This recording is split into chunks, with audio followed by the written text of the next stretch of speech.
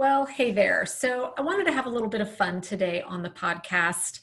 But even though the topic is kind of silly, there are some really good lessons that have applied to me both for life and business. Um, and so let's just go ahead and dive in. It's going to be a little silly, but it's also there's some good messages here. So I have a 10-year-old daughter, and for her birthday and kind of a family present this summer, as we were stuck in shelter in place, we got a Nintendo Switch. So we're not big video gamers here. It's kind of a big thing for our family. And it came with this Mario Kart 8. And so I want to talk through 10 things that I have learned from playing Mario Kart 8. So quick little backstory on this. We tend to, during the week after dinner, as long as everybody's, got their jammies on, ready for bed, everything's ready for school the next day, we will get together, my husband and daughter and I, and play about 20 minutes of Mario Kart, 20 to 30 minutes of Mario Kart before bedtime. And it's kind of become our little family game time tradition. During the weekend, we tend to do a lot of card and board games instead, but we've really gotten into this Mario Kart 8. So I'm going to share with you 10 things that I have learned in playing this every evening now for months. First and foremost, I was not cut out to be a race car driver. There's no life lesson here in that one. I'm just going to come flat out and say it. I'm not cut out at this. I am terrible at this game. I lose every single night. If there's ever even a 5-second moment during the race that I'm in first place, I make a big announcement about it. And the family cheers me on because they all know it isn't going to last. So I just want you all to understand I'm coming at this from a place of somebody who's really, really bad at this. And it's kind of funny. Our daughter wins probably 99% of the time. And it frustrates the heck out of my husband and I. So number one, not cut out to be a race car driver. The second thing that I have learned, and I think it's important to realize it, and this is hard for me, and it's been a hard lesson for my daughter to learn as well. Sometimes people are just mean. They just are. They just are. I get hit a lot. All the other racers, including my husband, will just come up and hit me because I guess that's part of the game, or just because they think it's fun. Even though I might be in last place, I'll still have people throwing things behind them just to continue to blow me up. And it reminds me of a conversation that I had with my niece several years ago. She is now an adult. And I was doing something with my business and I got some negative feedback and I was really upset about it. And she just shrugged and looked at me and she says, May, she calls me May instead of Aunt Megan. She says, May, haters gonna hate. And I was like, what? She said, haters are gonna hate. And that really stuck with me.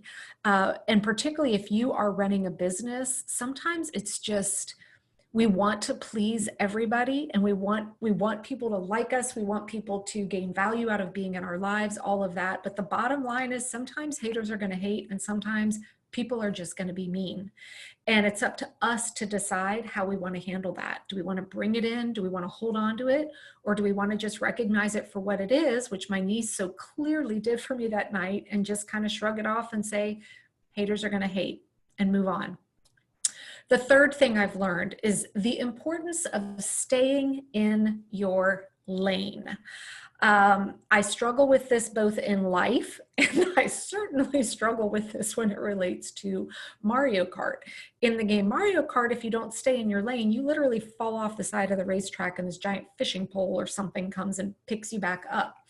Well, the same thing will happen to you in your life, particularly for those of you running businesses, if you get so excited and interested in what other people are doing and you just keep pivoting and changing instead of just staying in your lane. If you continue to swerve from one lane to another and keep changing and changing and changing, you will continue to fall off the side. You will continue to have to get fished out. And you will continue to be in last place in whatever it is that you are doing. And so it's a really great reminder for me always. This is why I love my weekly planning, my prioritization list. It helps keep me crystal clear on how to stay in my lane when I have those priorities there. The fourth thing that I have learned, and again, another hard one, is the importance of asking for help.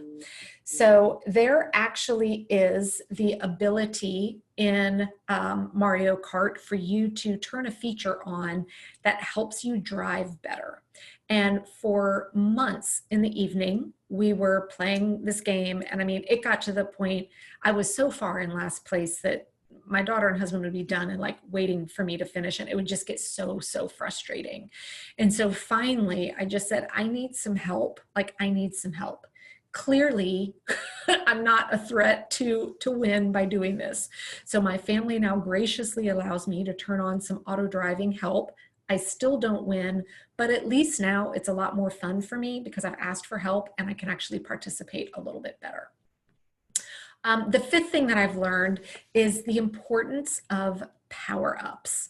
So in Mario Kart, power-ups are these little special powers that you can get that give you limited ability to, boost your speed or throw things or do something like that that just helps your overall performance. Well, I like to equate this in our lives and how we're treating ourselves. What can you do to give yourself a power-up every single day? What kind of self-care can you do? What food are you putting in your body? Are you putting enough water in there? Are you getting enough rest at night? So I love to constantly, I have something every single day that I make sure I'm doing that's like a power up for me that's just going to help me show up better. And that's why I start my day with my personal morning routine. I feel like that's my number one power up that helps me take care of myself and show up the best way that I can. Number 6, you cannot learn everything all at once. You can't master something like 10 things new all at the same time. So with my horrific race car driving, I am now staying somewhat in my lane fairly well. I've learned about power-ups. And my family is desperately trying to teach me how to do something relating to drifting around corners.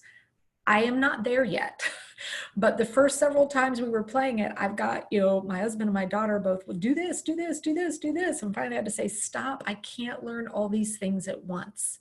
So now that I have finally mastered a few things, I am now feeling like I'm actually able to, I recently learned that I could do fancy tricks when I jump over things.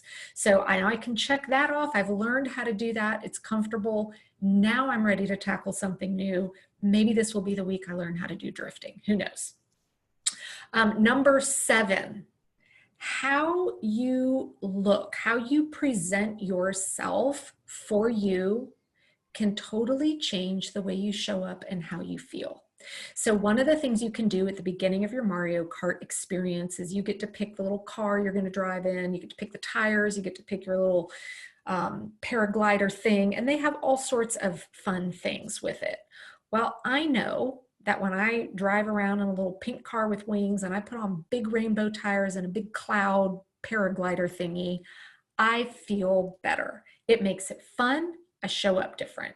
If I were to create a car that didn't feel like me, I wouldn't show up the same way. And for me in my life, sometimes people, especially during quarantine, were questioning, like, Megan, you work from home, we're all at home, no one's going out. Why do you still, get dressed every day, do my hair, do all this stuff? Not that I have much hair. But I always tell everyone, I'm like, I do this for me. I show up different. If I get up, if I put on clothes that make me happy, which for me is always a great pair of jeans, a top, some shoes, and some good earrings, because I know I show up better. Number 8. This was probably one of the hardest things for me. And this is a lesson I'm still learning in life a lot. And it is this: when something makes you angry to your core, what is it on the inside of you that needs to change? So I am not well, I'm much better. I was not a good loser, friends. Like, at all. Every single evening, I would just want to take that remote and literally throw it at the TV or at my spouse or even at my daughter sometimes. It was to the point where I didn't even want to go sit down and play. And I was like, Megan, you are a grown woman. You should certainly be able to know how to lose. Like, what is so wrong with you? What's going on the inside that is making me get as angry as losing as Mario Kart was? Well, when I finally dug into it, I realized it's because I am used to figuring things out pretty quick. I am good, particularly when it comes to something technology related. I always take some pride, probably have ego that I shouldn't have around being able to figure out software and things like that well. I'm good at reading instructions, digging in, Googling stuff, learning out how to do something, and I'm used to being able to doing it very quickly. Well, we've been playing Mario Kart for a long time, and I am not getting better at a rapid rate at all. And I realized that is what was making me so angry. It was triggering this thing in me that was 100% mine, because I was getting very frustrated and I was letting my ego get in the way of not being able to learn how to do something better. So that is always something that, of course, I was initially blaming everything else. Oh, well, this is why I'm not good. This is why I'm not good. Oh, I'm just, I wasn't raised with video games. You name the excuse, I was making it for why I was allowed to be that mad. The bottom line is it was what was going on inside of me. So anytime I feel that much frustration and anger towards something, I always know, sometimes it takes me longer than it should to get there, but I do finally realize I need to turn the mirror around and say, what is it that is going on inside of my own head that is allowing me to get this frustrated and this angry? So I am pleased to announce that I now continue to lose every night, but I'm having a great time in the process because I am letting go of that, to be blunt, ego of being able to learn how to do things quickly. Lesson number 9, teamwork makes things so much more fun. So one of the games that you can play in Mario Kart is this cop and robber thing. And sometimes we'll play that. And it's an opportunity for my husband and daughter and I all to be on the same team and work together. And when we play that, we have an absolute blast because we're cheering each other on. We're talking back and forth. If someone gets caught in jail, they're going, help, I'm down in the, whatever jail. And we're racing down to rescue them. And we're really coming together. And it brings a level of just, lightness. We're all in it together. It's not up to one person. And, as somebody who runs businesses by myself, I am a solopreneur. It is, sometimes we get caught in this trap of thinking, oh, I'll just do it myself. Oh, it's just easier if I just do it. And we want to hold on to control. We want to have all that, right? Well, it is so important to remember that when you bring other people into your team, into your world, into your corner, it lightens the load and it just makes everything that much more fun and enjoyable. And then last but not least, lesson number 10 that I have learned is it really isn't whether you win or lose, it's how you show up to play the game. Now, I'm not saying it's how you play the game, because no, oftentimes how you play it does dictate whether you win or lose, but it's how you show up to play the game.